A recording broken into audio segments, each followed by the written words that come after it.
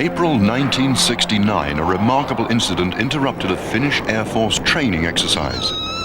Watched by dozens of pilots, 7 round objects appeared in the sky above the airfield at Pori in western Finland. As a jet fighter approached the objects, they rose in formation and made off at high speed, heading north. They flew into a headwind measured at 180 kilometers per hour. Fighter pilot Karmo Tukeva was ordered to pursue the strange intruders. What was his reaction? Ainoa tapa reagoida käskyyn oli kääntää nokka kohti Porin kaupunkia ja lähteä tarkistamaan tilannetta. Voitteko kuvailla, minkälaisia nuo pallot olivat? Pallot olivat yleismuodoltaan pyöreitä, ilman mitään tarkkoja äärirajoja ja väriltään voisi kuvailla vaalean kellertäviksi. Kuinka lähelle te pääsitte niitä palloja? Etäisyyttä on täysin mahdotonta määrittää, koska palloilla ei ollut mitään tarkkoja äärirajoja eikä mitään kiintopisteitä ollut käytettävissä. Kun nuo pallot sitten lähtivät liikkeelle, kuinka suureksi arvioitte niiden nopeuden? Nopeuden määrittäminen on täysin mahdotonta. Oma nopeuteni oli noin 700 kilometriä tunnissa ja pallot hävisivät moninkertaisella nopeudella kohti pohjoista. Oletteko löytänyt jälkeenpäin noille palloille mitään normaalia selitystä? Mitään normaalia selitystä kyseiselle ilmiölle on kyllä vaikea kuvitella.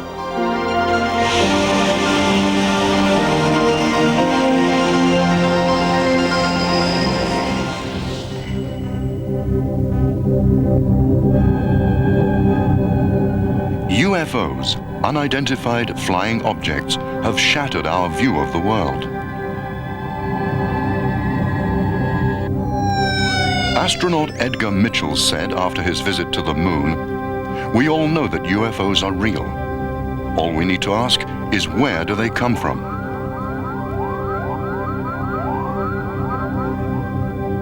Soviet cosmonaut Grechko has said, "If I were free to tell what we've experienced in space, the world would be astounded."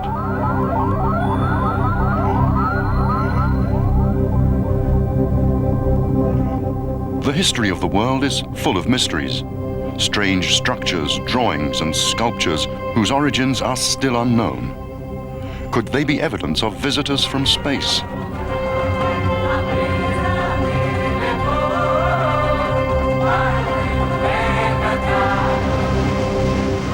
So far, there have been more than 100,000 reported sightings of UFOs all over the world, from Brazil to Lapland in the far north of Scandinavia.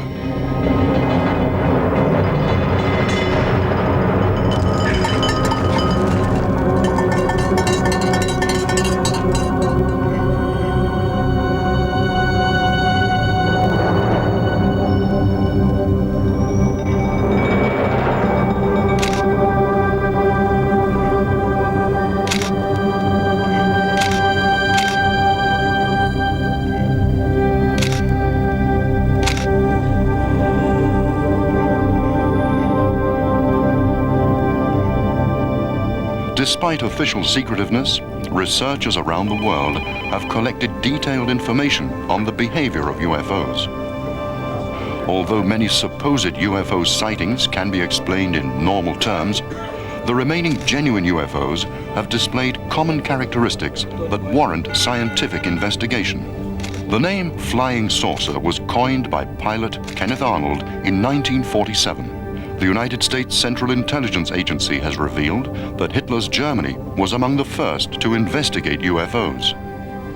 The first major activity that happened upon the planet in terms of extraterrestrial intervention or involvement actually happened with greater intensity during the Second World War in Europe. It's pretty well acknowledged today that the Third Reich in Germany was involved with the extraterrestrials. My contention is that indeed, because of the prosecution of the war, everything associated with aerial phenomena and so forth had to be classified for the sake of the war and the Allied powers, because we didn't want the enemy at that time, being the Third Reich, to know that, of course, we were suspect that they had possible alliance with, say, extraterrestrial intervention.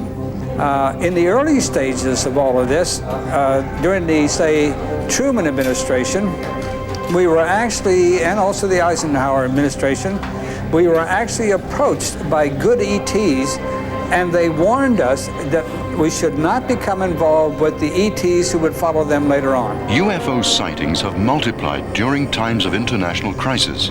There was a significant increase in UFO observations during the Second World War. The war laid the foundation for the human conquest of space and for the destruction of life on Earth. Virgil Armstrong asserts that UFOs have provided much technical information. I myself had started this really in 1980 in Oakland Auditorium in Oakland, California, when I stepped forward and I lectured to about 800 people, and my subject was government conspiracy and UFOs. I saw top secret documents saying that an unidentified flying object had landed at White Sands, New Mexico. And then, of course, I followed that by wire. I was not actually physically involved in the capture itself. There was no capture anyway. It soft landed in the middle of White Sands, New Mexico. And then we kept another observation. Later on, of course, we managed to get inside of it. We found 5 bodies. From the end of the 1940s, the United States and the Soviet Union intensified their research into UFOs. Much of the research was prompted by observations by the military and by commercial pilots. Officials have attempted to conceal their UFO investigations and to play down the significance of the UFO problem. In the late 1970s, the Freedom of Information Act in the United States permitted the release of official documents more than 30 years old. Following court proceedings initiated by UFO researchers, more than 2,000 official reports on UFOs were made public. Hundreds of other reports remained secret after court rulings that their release would have constituted a threat to national security. United States Marine Major Donald Kehoe, who served as chairman of the UFO research organization NICAP, was the first to allege in the 1950s that the authorities were concealing UFO reports. Kehoe had in his possession extensive material on UFO sightings by aircraft pilots. Professor of Astronomy J. Allen Hynek was for more than 20 years a specialist on UFOs with the United States Air Force. Gerald Ford, Republican Party leader in the U.S. Congress, proposed the establishment of an official UFO research committee. Edward U. Condon, a doctor of physics, became its first chairman. Hynek, a member of the committee, noted that officials were unwilling to tell the truth about UFOs. He broke off cooperation with the Air Force and set up a private UFO research organization. To this day, the superpowers are still faced with an unsolved mystery. Recently, it was disclosed that when President Reagan and Mr. Gorbachev met in 1985, the UFO problem formed part of their discussions.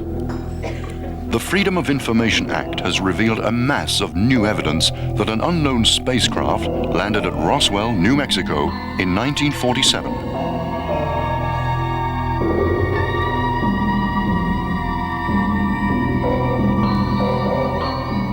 United States Air Force personnel who arrived on the scene found the UFO as well as the bodies of visitors from space.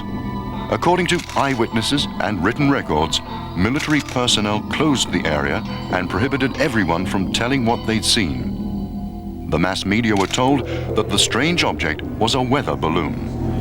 Now, even so, that's pretty strange because we go back to the ones we took off the ship in 1948. They were little fellows. They were 3.5 feet tall. The largest one was 4 feet. He was the senior of the group. They were humanoid, but they only had 4 fingers instead of the 5 and 4 toes. They had no ears. They had no nose, no hair, and the mouth was immobile. So although they were basically humanoid, they were totally different.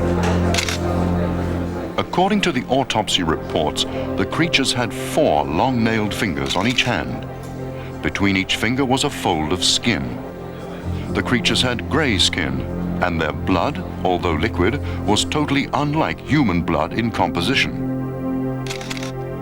The released documents report that a top-secret task force, Majestic 12, was set up to investigate the case.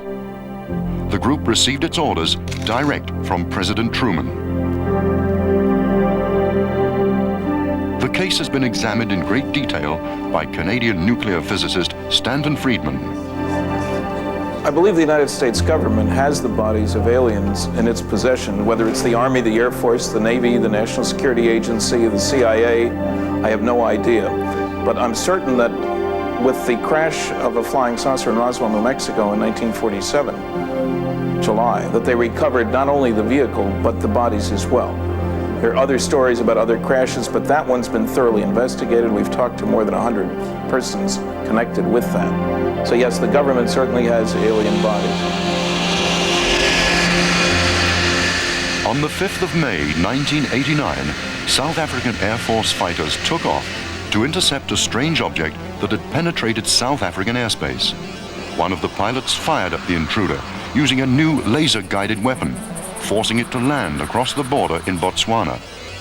On board the UFO were humanoids who looked amazingly like those found at Roswell. They were short and had only 3 fingers with long nails on each hand. Between the fingers was a fold of skin. Their eyes were wide and slanted, and their skin was a bluish gray. The incident was investigated by Anthony Todd, who served for 25 years as a police officer. The UFO came down and crashed in the Kalahari Desert. And when the authorities retrieved the UFO, which was intact, 2 live alien beings were found inside it. The craft and creatures were eventually transported to Wright-Patterson Air Force Base in America. This information came to us from South African intelligence sources. I've seen them several times. I've been within 100 meters of one of these craft. A huge saucer-shaped object with a dome on top with portholes around the outside, colored lights rotating around the bottom, and the whole object glowing. I've signaled on one occasion to one, and it actually turned around and came back to me. I've seen them several times since, always with witnesses. The first case when I was a police officer in 1978.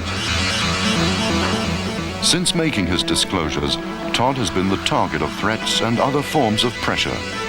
The belief that UFOs are merely tricks of light, which cannot be scientifically studied, is wrong. Researchers have thousands of reports of UFOs that have left behind physical marks. In January 1981, a UFO landed in the garden of a farmhouse in France. Investigations by the National UFO Research Organization, GIPAN, and the agricultural laboratory INRA revealed that something strange had happened to the vegetation growing where the UFO landed. Its biological structure had changed, as if it had suddenly aged. The investigators maintained that only extremely powerful nuclear radiation could have caused such a phenomenon.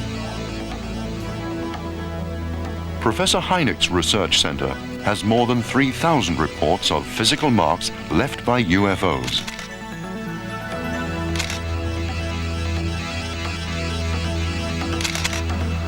Mysterious imprints in fields in northern England have stirred up an impassioned debate about their origin. A British couple tell how they saw the patterns emerging during a time of high winds and an eerie mist. It was, as they said, an experience that made their hair stand on end.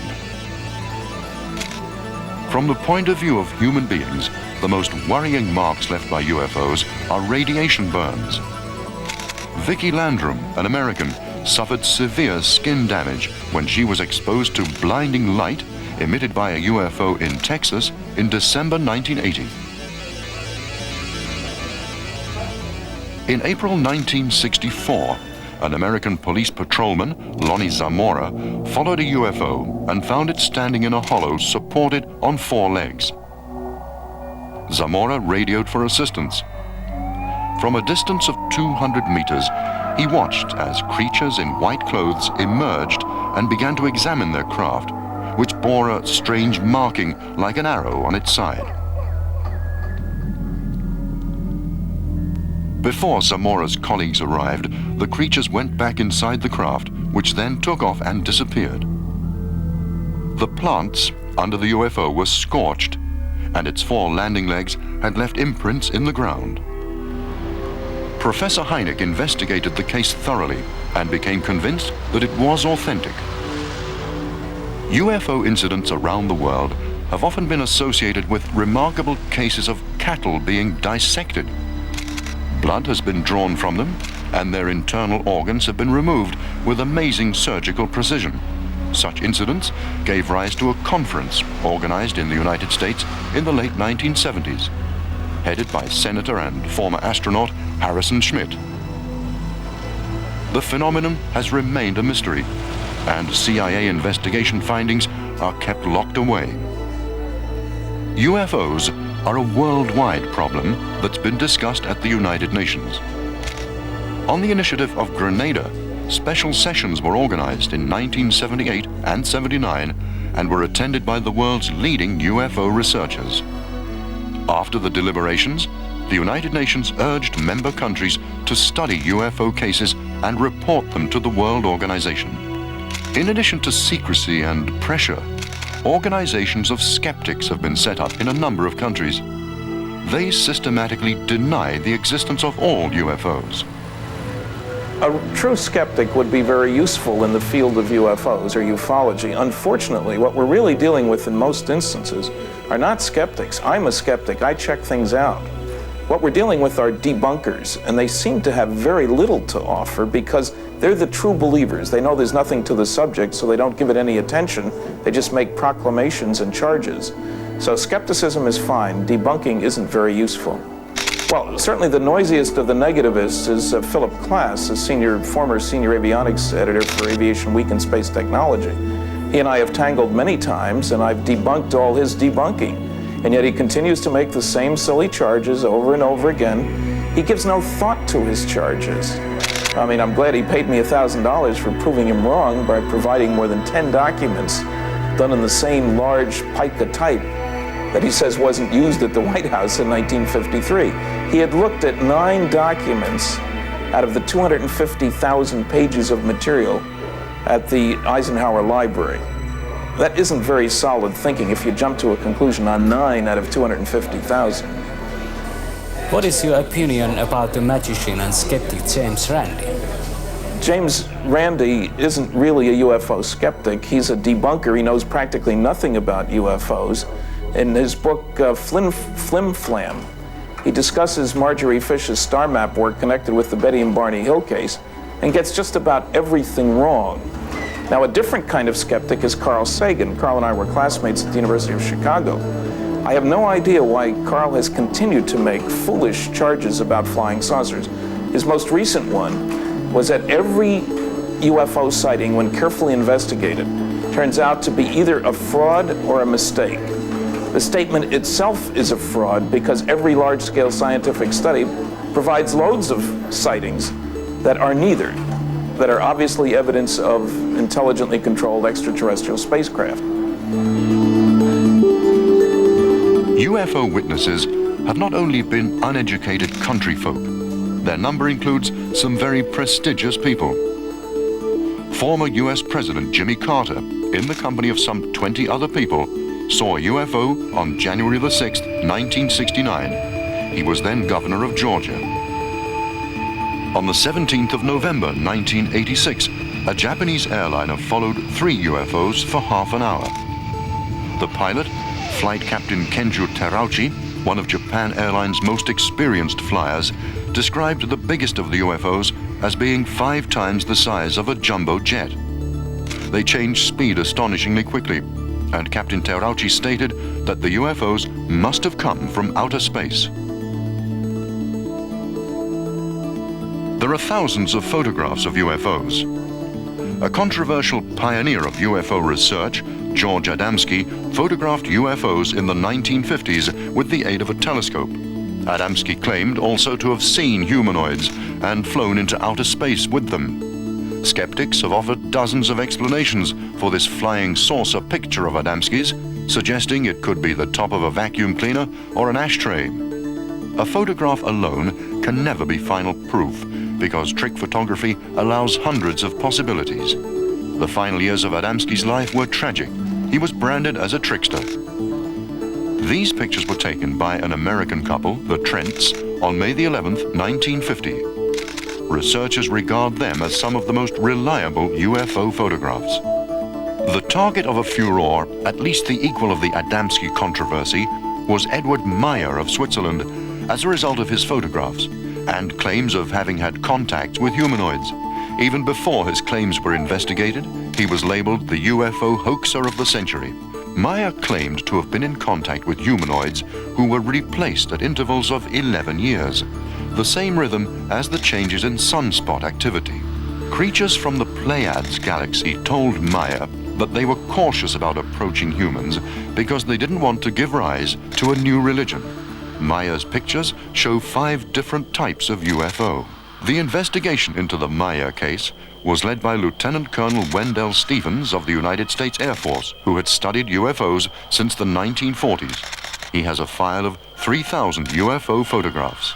The question is, why do I believe the Swiss case of Edward Meyer is a real UFO contact case? And why do I accept those remarkable pictures as real pictures of UFO? I must say that in the course of the investigation, we found not one photographer, but we found 5 photographers, 5 different photographers, all involved in this one case. They all took pictures of the spacecraft, the Pleiadian spacecraft. And on one case, 4 photographers simultaneously from 4 different vantage points took pictures of the same craft at the same time. And those were taken on 4 different cameras, 4 different rolls of film. They were processed in 4 different laboratories in 4 different countries, and they all showed the same objects. Apart from that, we took 4 of the best pictures, 1 from each of 4 different cases, to the United States with us, where we put them through exhaustive testing, for which more than $60,000 was paid for testing by every known means in modern technology. Now, in the course of testing these UFO photographs, we discovered that we can continually eliminate a process. We can always eliminate one more process known in phototechnical circles as processes for faking pictures.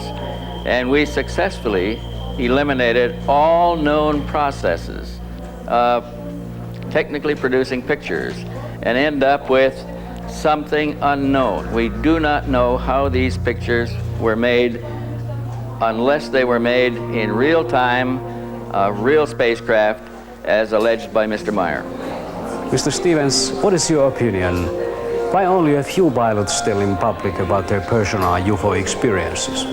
Well, few pilots report UFO sightings, although they have them frequently, because in our country at least, a commercial pilot reporting a UFO experience or a sighting or photographs from aboard the airliner, if that's the case, or a fighter aircraft, he's persecuted by first the private company, the airline company, for speaking out of turn. And each company has a procedure for reporting internally, and they do not report the information out. Military pilots have the same kind of controls on them. They are not allowed to report what they see outside of their service. And internally in the service, it's handled covertly. So we don't hear as much from pilots who have taken photographs of UFOs as we do from other people. The shape of UFOs varies considerably. They are most commonly like balls of light, or oval and cigar-shaped, or they may be like saucers. Motherships, several hundred meters long, have been seen discharging small saucer-shaped UFOs. Often UFOs are bright and shining, multicolored or bright and metallic. They may emit a strong beam of light or strange sounds. Their flying capability often surpasses that of normal aircraft or rockets. The superpowers have tried to learn from the UFO's flying characteristics, which is one reason for the secrecy that surrounds them. Recently, the latest test version of a flying saucer was shown in the United States. In Scandinavia, in the late 1980s, the biggest wave of UFOs occurred in the mountainous area of Hessdalen, south of Trondheim in Norway. The most intensive UFO hunt in history was started, involving Scandinavian UFO research groups, Norwegian universities, and the Norwegian Army. The Hessdalen project produced a host of UFO pictures and scientific data on the behavior of UFOs.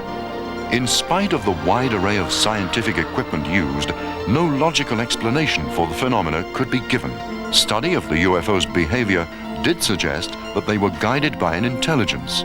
UFO investigators from Finland, the United States, and France also took part. Among them were Professor Hynek and a French researcher, Jean-Michel. For my position, it is absolutely beings from outer space who were trying to contact the people there.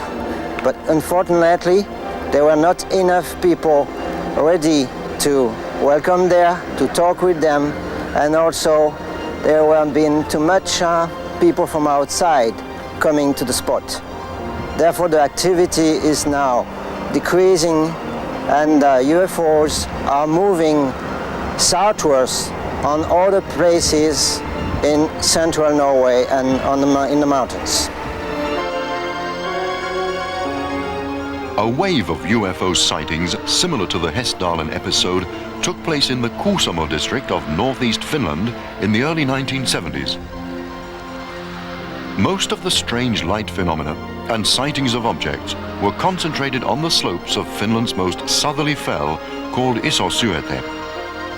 Strange balls of light have been seen in the same area more recently. It's been noticed in many parts of the world, but UFO sightings are particularly common in mountainous regions. The reason may be magnetic fields, which the UFOs possibly make use of for their avionics systems. The Finnish wave of UFO sightings in the 1970s inspired an extensive research project which was not supported by official or academic circles.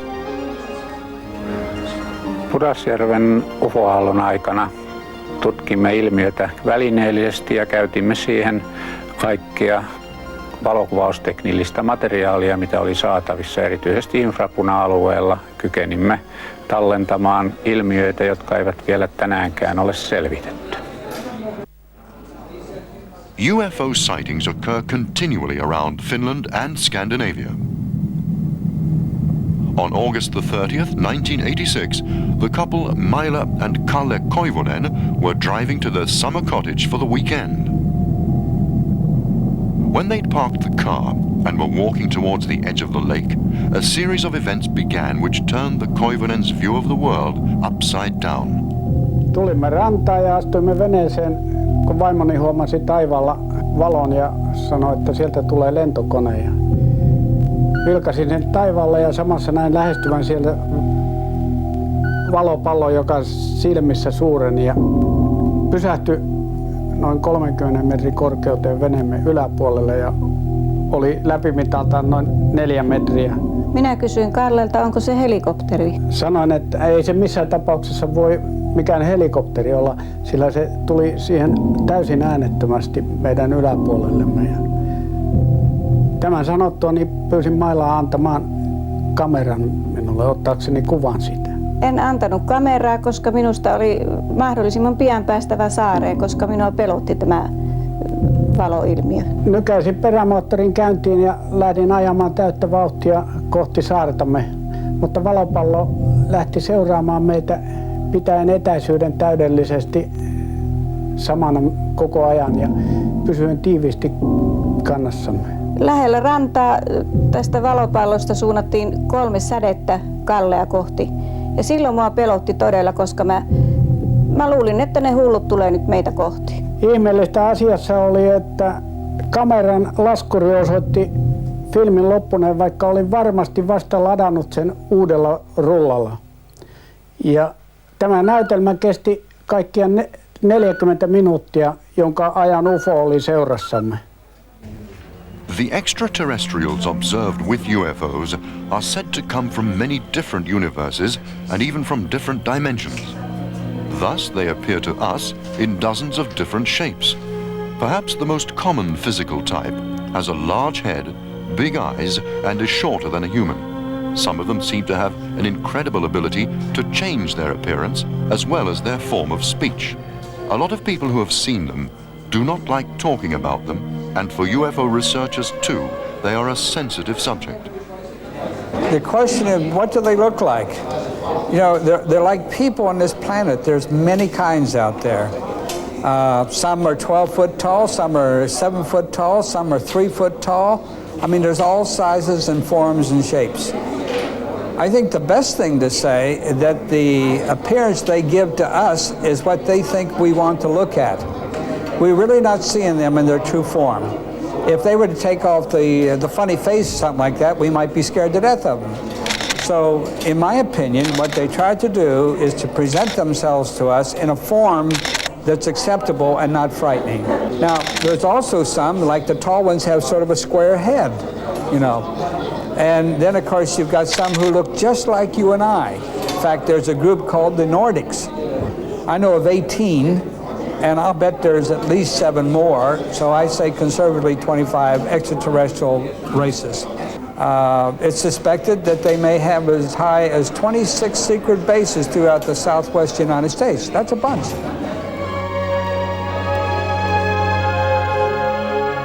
Finnish Air Force personnel have cited both UFOs and extraterrestrials, but very few eyewitnesses have had the courage to speak publicly. Among the most sensational experiences are those of Air Force technician Osmo Liene. Olin ilmavoimien palveluksessa 17 vuotta ja osan aikaa ilmavalvonnan piirissä aika tiiviisti. Me jouduimme, sanoisin aika usein, näiden outojen havaintojen vuoksi melkoiseen paperisotaan ja laatimaan niiden havaintojen liikkeistä ja suunnasta ja nopeuksista erinäisiä selvityksiä. Nämä havainnot liikkuvat melko loogisesti ja suorastaan karttelivat meidän tutkijamme.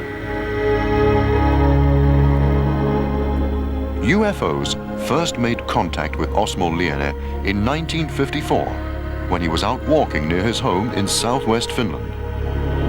Se UFO, johon joudumme tutustumaan lähikontaktissa, oli pyöreähkö, ehkä 5-7 metrin läpimittainen pallomainen alumiinin värinen laite, joka räimäsi ylitsemme keskellä peltoa ja veljeni kanssa jouduimme syöksymään ojaan, koska yhteen törmäyksen vaara näytti aivan varmalta.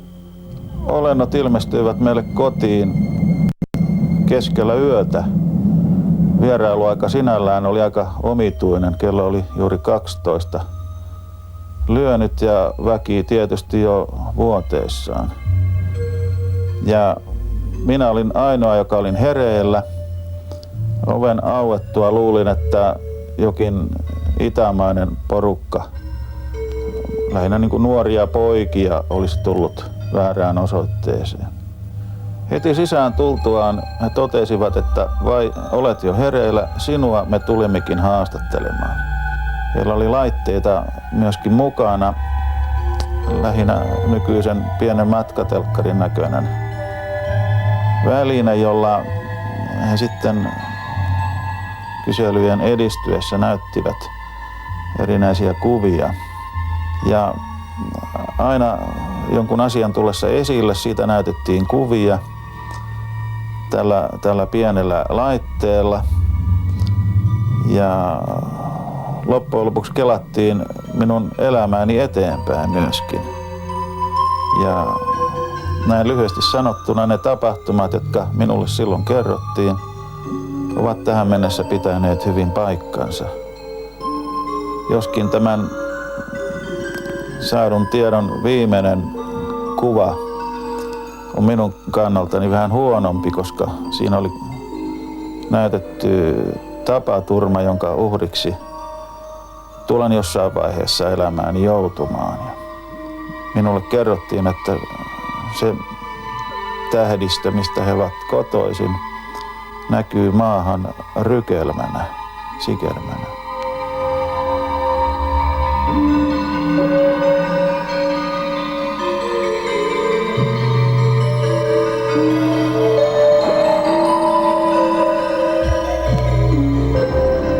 There's been a major wave of UFO sightings in recent years in the former Soviet Union, including the Baltic republics.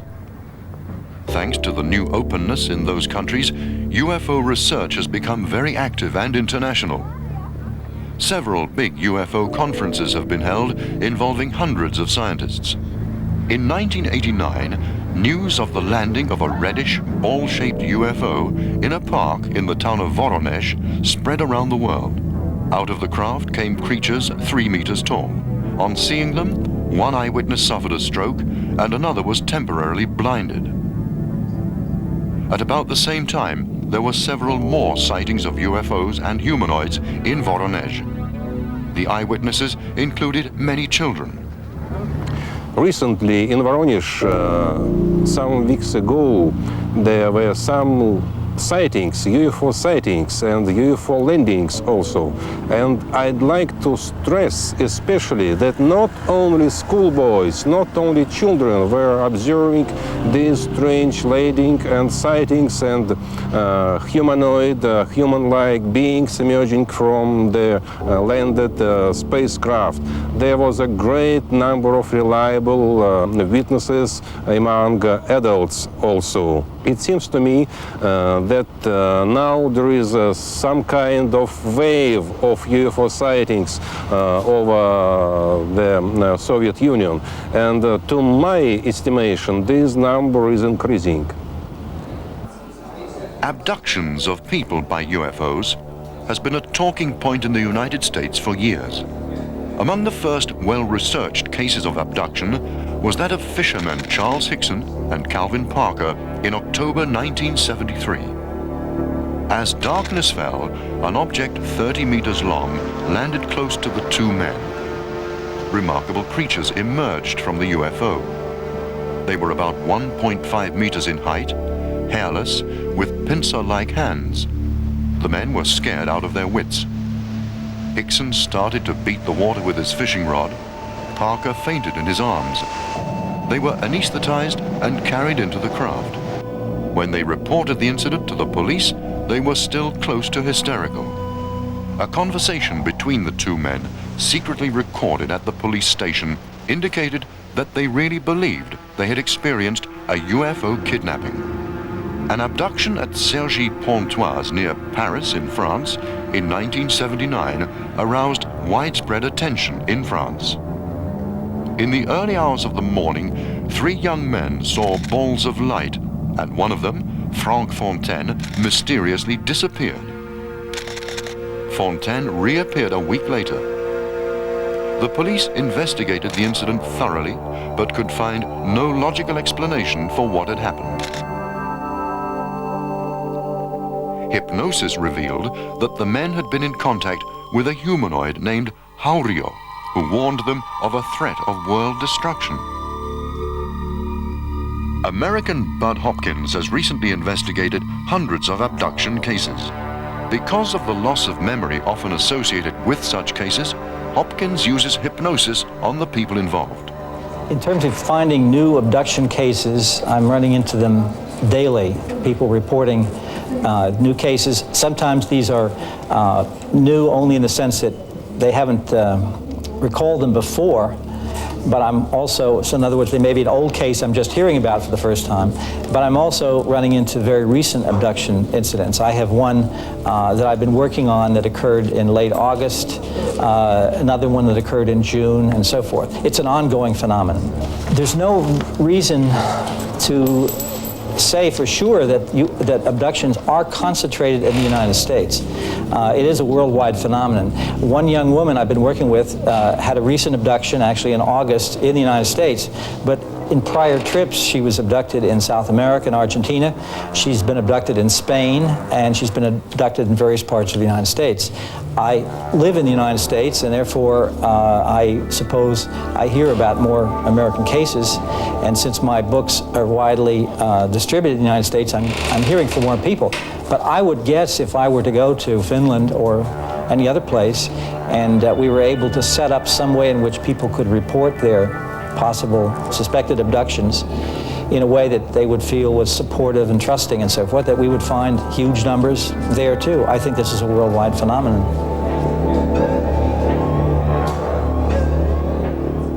growing number of abduction cases have come to light in Finland too. One case concerns Aino Ivanov. Because of her loss of memory, she was hypnotized. It appeared that her car had risen into the air in a cloud. Like many other contact people, Aino Ivanov is parapsychic.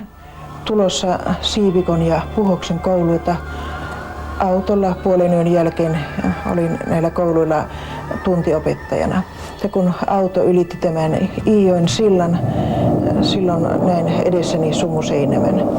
Ja kun auto sukelsi tänne Sumuseinämän sisälle, tapahtui jotakin merkillistä. Auto lähti nousemaan ylöspäin. Se kulki käsittääkseni huimalla nopeudella ja ensin oli aivan pimeä. Ja sen jälkeen oli tämmöinen niin kuin kirkkaan sininen kenttä, auto meni sen läpi ja sitten tuli taas pimeä ja mä näin niin kuin kirkkaita valopisteitä, jotka lähenivät ja loittonivat. Ja heräsin siitä, kun huomasin, että oli niin kuin vähän niin kuin hämärää ja auto laskeutui tälle oudolle kamaralle. Ja sitten mä aloin silmäilemään, että minkälaiseen paikkaan mä oon niin kuin joutunut. Auto oli jonkunlaisessa laaksossa, joka puolella oli vuoret ja mä vilkasin maata, se oli niin kuin punaista kiveä tai soraa ja huomasin, että se oli suurilla halkeamilla, jopa 5 sentin halkeamilla. Ja mä ajattelin mielessäni, että tässä paikassa ei ihminen voisi elää, että ja ainakaan tässä vettä saisi. Sitten mä huomasin, että sieltä vasemmalta puolen sieltä vuoren kylkeä alas tuli 2 henkilöä. Heillä oli suuri pää eikä ollut hiuksia ollenkaan. Suuret silmät, jossa ei ollut niin pupilleja ja pieni nenä ja pieni suu, ei ollut huulia ollenkaan ja heidän ihon väri oli aika vaalea. Tämän ensimmäisen matkan aikana musta otettiin sitten näytteitä. Oikeasta käsivarresta otettiin niin kuin 5 näytepalaa noin puolen sentin välein. Ja niistä on todistus tuossa. It's very difficult to prove the reliability of cases of contact. One of the most investigated abductions concerned the experience of the Hill couple in 1961. On September the 19th, 1961, late in the evening, Betty and Barney Hill were traveling by car on the east coast of the United States when they saw a bright object in the sky. After that, the Hills lost consciousness. When they came to, the UFO was gone and they had traveled nearly 50 kilometers south without being aware of it. Under separate hypnosis, the Hills both told how they'd been anesthetized and transferred to the UFO. Large-headed, large-eyed creatures had carried out medical tests on the couple, including taking a sperm sample from Barney Hill. One of the creatures had shown them a picture that gave the position of their home planet in relation to our universe. Phyllis Van Schlemmer is a contact whose space adventures are of the same type as Aino Ivanov's. I've had meetings with beings from other planets on UFOs twice. Both of them were completely different than the other. My first meeting was a UFO came down, it landed, I saw it, the door opened. For a moment I was very frightened and I said, no, this is an experience, I must go with it. So I boarded the craft and as I entered I felt the presence of someone in back of me that I didn't see. And I entered into the inside of the craft and there were 2 beings in the craft. They were well over 6 feet, formed exactly like a human, quite good looking, appeared to be males. They had a metallic type of costumes on, did not seem to have any openings or fastenings of any kind. Very large, crystal blue eyes, if you can call eyes crystal blue. And several years before, in my office one day appeared a space being, and it was similar to this being that these 3 beings, or the 2 beings that I had seen that was on the ship. The trip was to the moon. They put this type of helmet on. It was like a plastic helmet or plexiglass, and it had a rim all around it. It was clear. It was a double plexiglass or plastic. It had little holes around, and when they put this helmet on me, it created an atmosphere around me that I could breathe. Because I had told them, look, we're on the moon. I want to go out. You can't bring me here and then not take me out on the moon. So they put this device on me, and as I walked, it seemed that the surface kept it above ground, so it functioned in this manner. I don't know how it worked. But they opened the door, and one took one hand, and one took the other hand, and they took me outside, and I was so happy because they were holding me. I was floating, and they were holding me down. They did not have problems walking on the moon. They did not float. They may have had something to hold them down. I don't know, because their boots were the same as their clothes. But I walked around for a while, and I wanted to walk, and they held me down so I could walk in the dust like this and kick it up and so forth. And we walked around a while, and then they gave me the message, we have to go back. And they took me back in, and took me off took the device off me. I sat down and came back, and it was when I got off the ship and then went back into the house, it was 6:20 in the morning, and I had left at approximately 2 o'clock. I asked them how were they able to do this, because I think our astronauts took a couple of days to get there, and they said that we just did not understand, that we were not technically advanced enough to understand how to go this fast. In evaluating cases of contact, it has to be remembered that the experiences are often described either under hypnosis or as parapsychological phenomena. The Finnish doctor of medicine and parapsychologist Rauni-Leena Luukanen has experienced a UFO contact under hypnosis. Aiheutettiin niin sanottu ruumiista poistumisilmiö, jonka seurauksena hämmästyttävästi jouduin UFOn sisälle. Luonnollisesti ihmiset sanovat, että tämä on mielikuvitusta. Minulle se oli täyttä todellisuutta, ja minusta se oli erittäin mielenkiintoista olla UFOssa tutkittavana aivan kuin lääkärin vastaanotolla ja tavata olentoja, jonkalaisia en ole aikaisemmin nähnyt. Minä pystyin havaitsemaan 3-4 olentoa, jotka olivat pieniä, noin 80 senttisiä, enkä pystynyt edes sanomaan, olivatko he miehiä tai naisia. Voitteko kuvailla, miten tuo teidän väittämänne ruumiista irtaantuminen sitten tapahtui? Toisin sanoen, miten te kohtasitte nämä UFOt? Se on parapsykologinen ilmiö, jota on varsinkin USAssa tutkittu hyvin paljon. 8 miljoonaa ihmistä on kokenut ruumista poistumisilmiön siellä. Se on ilmiö, jota meidän psykiatriamme hyvin huonosti tänä päivänä tuntee. Mutta siinä ihminen tuntee, että hänen tajuntansa kohoaa hänen fyysisen ruumiinsa yläpuolelle, ja se tajuntana lähtee mihin tahansa. Minun tajuntani näytti lähtevän UFOon. No millä tavalla juuri parapsykologia ja UFOt sitten liittyvät toisiinsa? Parapsykologia on tiede, joka tutkii niin sanottuja yliluonnollisia ilmiöitä, ja monien ihmisten mielestä UFOt ovat yliluonnollisia. Parapsykologia tutkii muun muassa automaattikirjoitusta, se voi tutkia ruumista poistumisilmiöitä, ja nämä ynnä telepatia ovat muun muassa tapoja, joilla UFOihin voidaan olla kontaktissa. South America, especially Brazil, has for long been among the world's most active UFO areas. The abduction of Brazilian lawyer Antonio Villas-Boas is one of the most astonishing UFO stories. If the case had not been investigated with uncommon thoroughness, it could easily be written off as science fiction. On October the 15th, 1957, Antonio Villas-Boas was plowing on his farm when a 10-meter-long object landed near him. To his surprise, 4 helmeted creatures came out of the UFO. They grabbed him by the arms and took him into the craft. He was subjected to medical experiments, which climaxed when into the room stepped an almost human female creature. The creature undressed, and Antonio found her extremely beautiful. The woman invited Antonio to have sexual intercourse, the purpose of which was to cross a human with an alien being. Later, the extraterrestrials returned to show him a small being, Antonio's offspring. Betty Andrea's son, an American whose father was Finnish, met extraterrestrials for the first time on January the 25th, 1967. the beings came to her home and anesthetized her family. They took Betty to a UFO, which traveled to a completely strange place about which Betty remembers only fragments. UFO investigators returned Betty under hypnosis to the time of her UFO experience, and she was able to recount her journey in detail.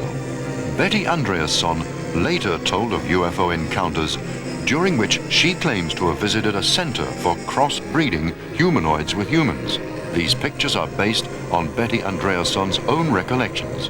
In some abduction cases, the kidnapped people have gained the impression that the cross-breeding experiments are not necessarily about developing mankind.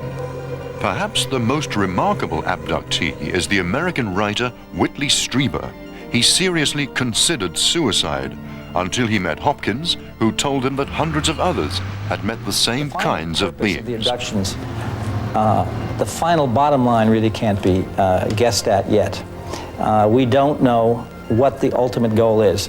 I would say there's no doubt in my mind that the center of it, the focus, is on a genetic experiment involving the creation of a hybrid, of a mix of aliens and ourselves. Now, what that would lead to, what that means, I have no idea.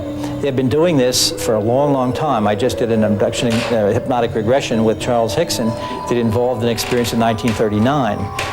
So if we can say, and I have a number of cases from the 30s, if this has been going on for that long, there's certainly been no warlike intentions.